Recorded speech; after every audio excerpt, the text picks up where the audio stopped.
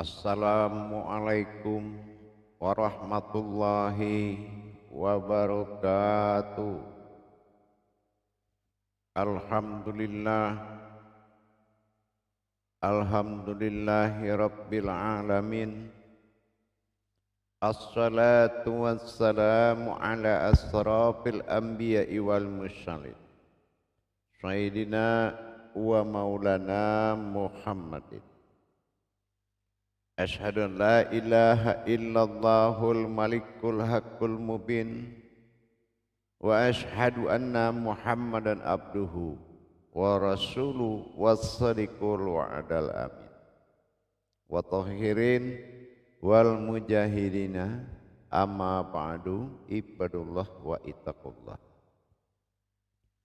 Bersyukur kita kehadirat Allah dengan mengucapkan alhamdulillahi rabbil alamin atas segala limpahan rahmah dan hidayahnya, serta dengan izinnya juga kita dapat menjalankan amanahnya, beramal dan beribadah zahir batin dunia dan akhirat. Bersalam kita tak akan terlupakan, marilah sama-sama kita sampaikan kepada junjungan kita Nabi Allah Nabil Akhirul Zaman Rasulullah Muhammad sallallahu alaihi wasallam. Atasnya kalimahnya kita kalamkan bersama-sama dengan membacakan Allahumma sholli ala sayyidina Muhammad wa ala alihi sayyidina Muhammad. Jamaah para hadirin dan hadirat dimanapun berada, rahimakumullah. Bertemu lagi dengan saya Guru Mursyid Syekh Nur Muhammad Buya Irwan Maulana Al-Khalidi, Pasaman, Sumatera Barat. Tentunya dalam rangka meningkatkan iman dan takwa kita. Marilah sama-sama kita belajar, bertolabul ilmi, berbagi wawasan dan ilmu pengetahuan. Insya Allah mudah-mudahan bermanfaat. Insya Allah yang mana pada waktu dan kesempatan yang sangat kita muliakan ini, saya akan berbagi sebuah wawasan tentang sebuah kalam yang dikenal dengan nama sifat.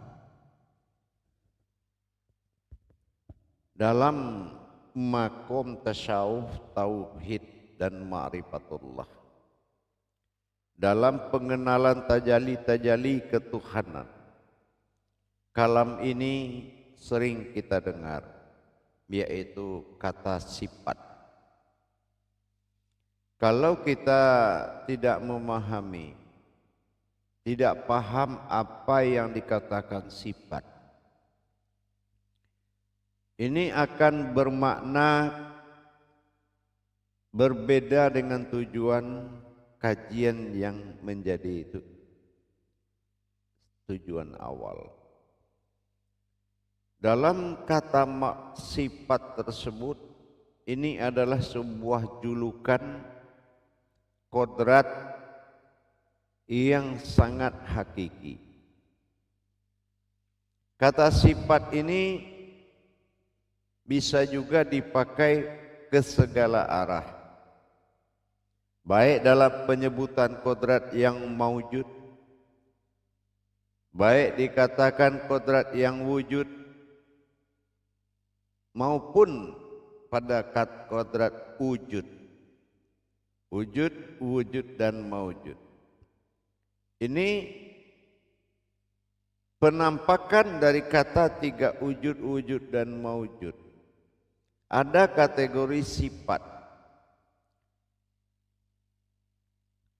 Apa yang dikatakan sifat? Ada kodrat bernama sifat.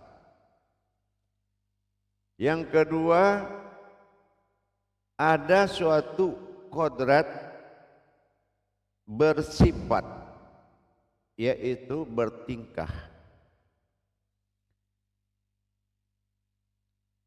Kata yang lebih halus dari kodrat sifat adalah bersifat, atau dikatakan bertingkah. Fi'il digolongkan suatu gerik yang dikatakan bersifat. Sementara af'al adalah kodrat sifat. Nah, kita akan lihat dari sisi tajalinya. Bersifatlah aku pada sifatku sendiri. Nah, ini dalam kata sir tauhid, bahwasan perjalanan dari kata kalam aku bersifat pada diriku sendiri, ini berarti ada dua makom sifat. Apa yang dikatakan dua makom sifat? Tingkah laku dan kodrat sir atau tidak terlihat atau halus. Bertingkahlah aku pada kodratku yang sangat halus. Ini dikatakan bersifat pada sifat. Jadi kalau kita mengalami suatu perjalanan kajian yang berkata pada sifat, ini ditujukan kepada sebuah kodrat yang tidak diawali penciptaannya dari apa yang ada di bumi dengan apa yang ada di langit. Ini yang dikatakan kodrat sifat, yaitu dari wujudnya sendiri.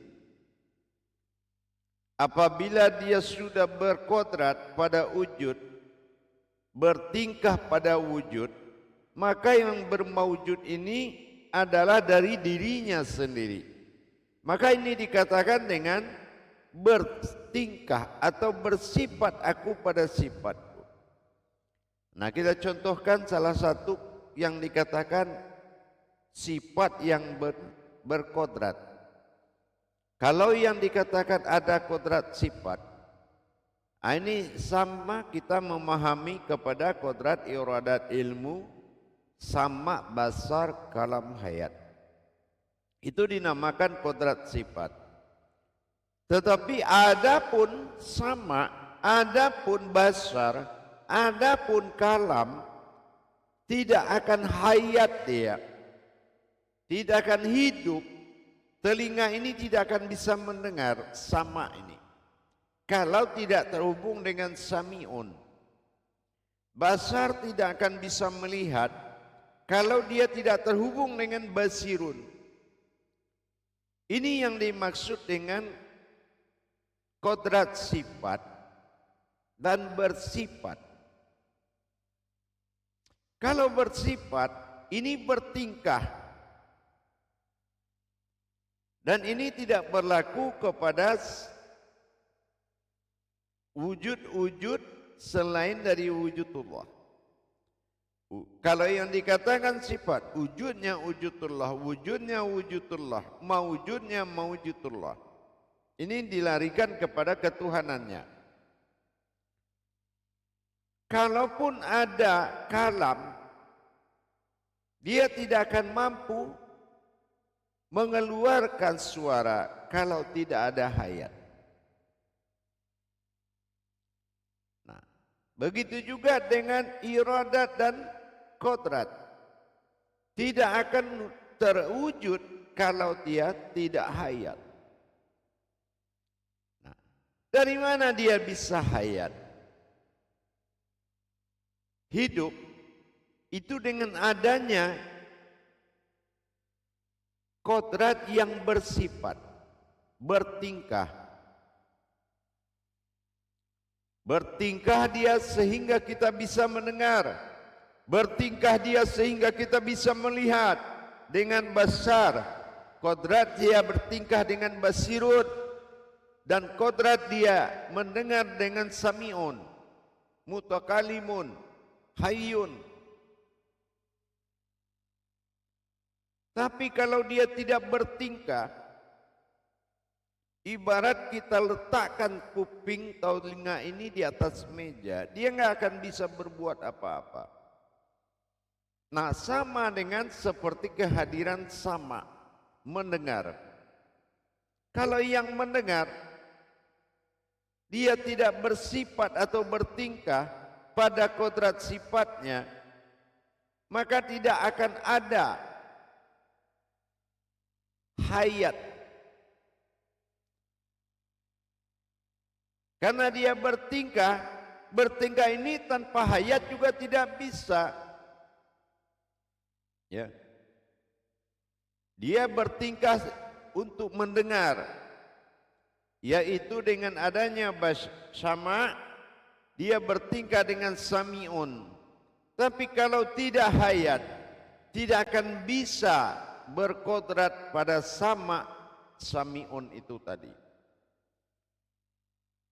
Basar tidak akan terwujud basirun tanpa hayat atau tanpa hidup.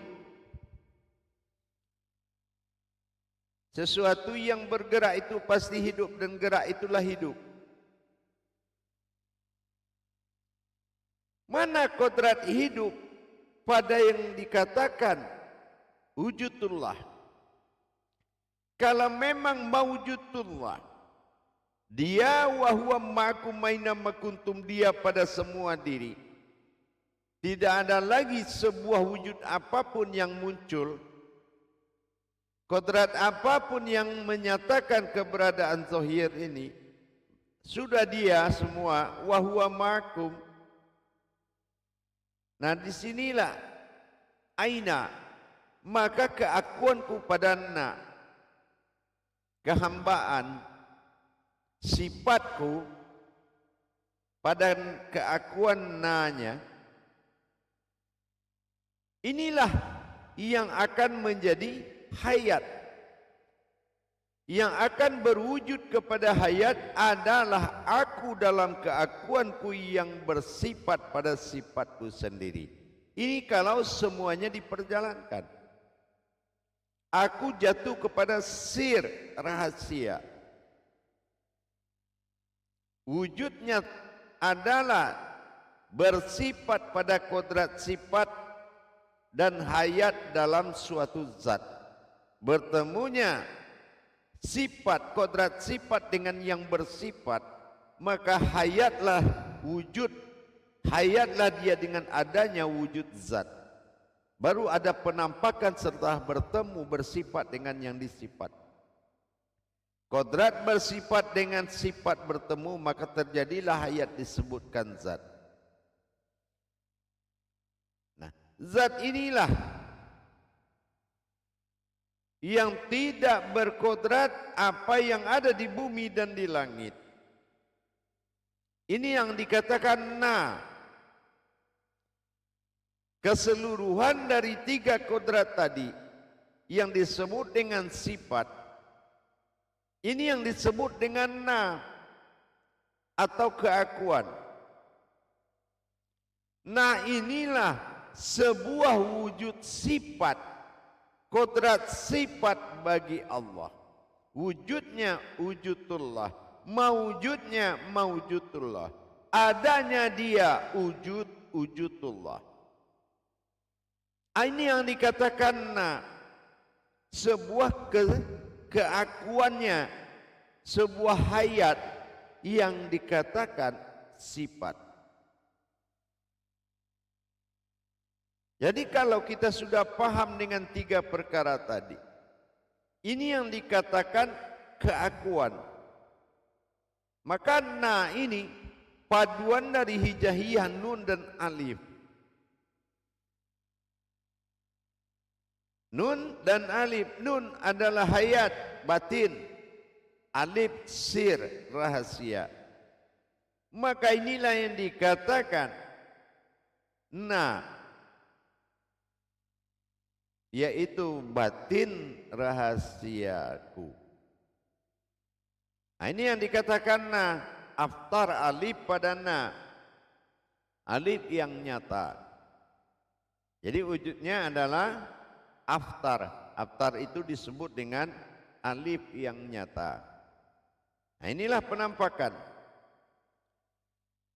Inilah diri am. Diri am. Baru kita paham. Ar-Rahmanir Rahim. Alif awal, mim di belakang. Allah fil awalul, Allah fil akhirun. Inilah penampakan zahir itu batin, dan batin itulah yang zahir. Dalil-dalilku inilah, ya kata Allah, yang diwahyukan kepada orang yang ku kehendaki untuk menceritakan dan memperkenalkan aku. Tetapi di balik itu disadarilah, apabila engkau ingin mengenalku, maka akan kuperkenalkan diriku kepadamu. Inilah yang mengaji dengan yang mengkaji.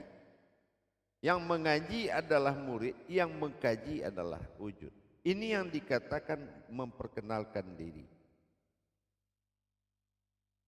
Jadi kalau kita sudah bisa memahami tadi, apa yang dikatakan sifat? Sifat adalah kodrat dari sebuah tingkahnya. Kodrat yang tidak berasal dari apa yang ada di bumi dan apa yang ada di langit.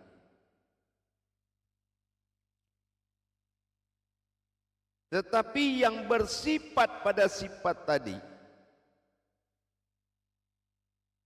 inilah yang membuat berfungsinya kodrat, iradat, ilmu, sama, basar, kalam, hayat. Itu baru kodrat. Dengan adanya peleburan kodrat,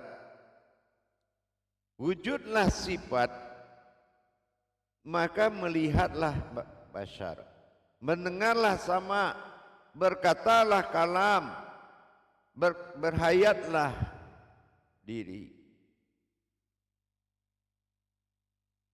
Maka di sini yang dikatakan, kalaupun sudah mendengar, bisa enggak dia melakukan setelah dia bersifat tanpa hayat? Tidak mungkin.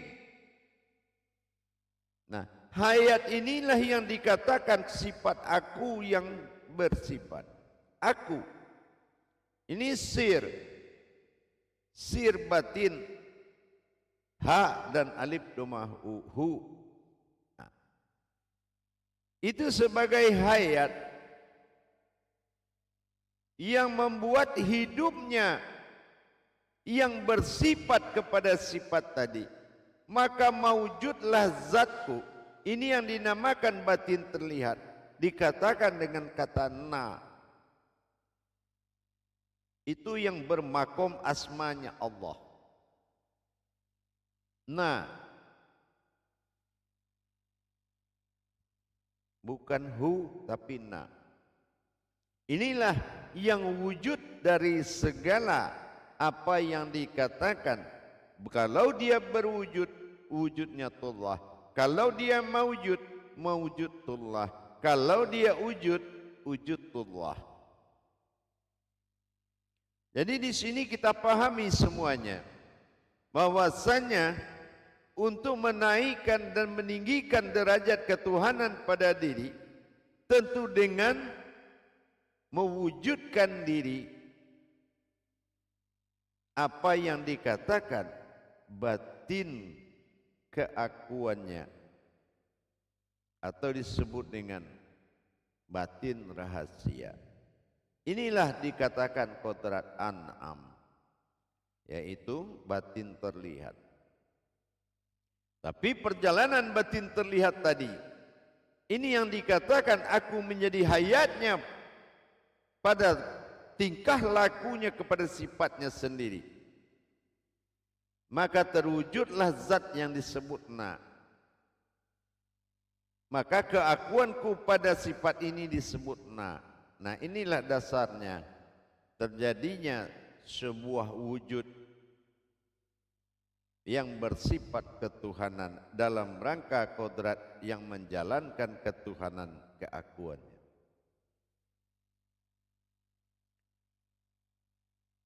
Hadirin kaum muslimin dan muslimat rahimakumullah. Jadi kita sudah bisa memahami bahwasanya kalau tersebut la maujudun, inilah alif dikatakan nun dengan alif na, ya, nun alif haftar kasroh a, na. Nah, ini berarti menjadi kodrat sir'un. Ya, un adalah batin. Gitu ya. Un adalah batin. Jadi apalah tufsirun sir'un, rahasia batin. Kenapa engkau tidak pikirkan bahwa dirimu adalah berasal dari rahasia dan batin. Sir rahasia pada nyawa, batin pada tubuh. Ini dikatakan kodrat sifat. Disebut dengan kodrat sifat. Lam alif, lam jalalah atau lam alif, dan alif adalah alif. Berarti lamnya alif adalah alif. Berarti 2 kali alif. Artinya aftar alif pada lam jalalah zahir, ba'dal alif pada sir alif adalah nyawa. Jadi di sini kita menarik kesimpulan dari keakuan itu yang tadi kena aku bertingkah pada sifatku sendiri, maka hayatlah zatku dipanggil inilah asma daripada Allah. Dan siapa yang hayat adalah aku sir pada nyawa. Dan ini sudah menjadi satu kesatuan di dalam rangka mendirikan wujudullah yang disebut dengan sifat. Maka include-lah semuanya. Maujud maujudullah, wujud wujudullah, wujud wujudullah, wujud wujud maujud. Maka ini dikatakan aftar pada yang terlihat. Alifnya ba'dal pada yang hayat. Hayat itulah dikatakan alif, alif lam, alif kasroh i, hayat. Jadi dengan demikian sudah kita dapatkan yaitu alif aftar dan alif ba'dal. Alif yang terlihat dengan alif yang tidak terlihat dari lam jalalah berupa batin. Dengan adanya kemudahan ilmu, afqalana fil mu'minin, beruntunglah orang yang berilmu, yaitu orang yang sudah terbuka hijabnya bagiku. Kalau aku sudah buka hijabnya, maka dia adalah batinku yang sangat mengerti, disebut arif billah. Insya Allah dengan kita meningkatkan iman dan takwa kita, tentunya kita meningkatkan derajat wujud dan maujud dalam hidup diri kita. Sebagai insanu bagi Allah yang akan berhadapan dengan insani dan insaniyah, menyatu di dalam kulimah la ilaha illallah. Inilah hayat, satu hayat dari semua kodrat. Ini yang dikatakan ma'ul hayat. Satu kehidupan, satu hidup, dan satu kehidupan di dalam satu yang menghidupkan. Qayyum, hayyun, dan hayat. Insya Allah. Jadilah kita sebagai hayat. Tanpa wujud hayatnya kita tidak akan ada sebuah hayat pun. Dengan hayyunnya pada diri hidupnya batin, maka hayatlah semua ciptaan Allah. Ini yang dikatakan khalifatullah, sumber hayat, ruhul azoma yang berupa pada Adam berkodrat pada Muhammad dan hayat pada Tuhan. Ini diri pewaris. Inilah himpunan alafa, dihimpun kodrat menjadi satu, yaitu kodrat yang dikatakan dengan khairullah. Inilah hayatnya Allah, khairullah, insya Allah. Menghimpun segala sesuatu menjadi satu adalah tujuan awal daripada Allah. Itulah syahadat. Jadi mari kita tingkatkan iman dan takwa kita dengan mengkaji dan menikmati dan memperjalankan. Bukanlah tahu tapi tidak bergerak. Janganlah engkau cari seseorang yang lebih pintar darimu, tapi carilah orang yang bisa membuat kamu pintar. InsyaAllah. Barakallahu ya Karim ya Rahman. Akhirul kalam. Wabillahi taufiq wal hidayah. Assalamualaikum warahmatullahi wabarakatuh.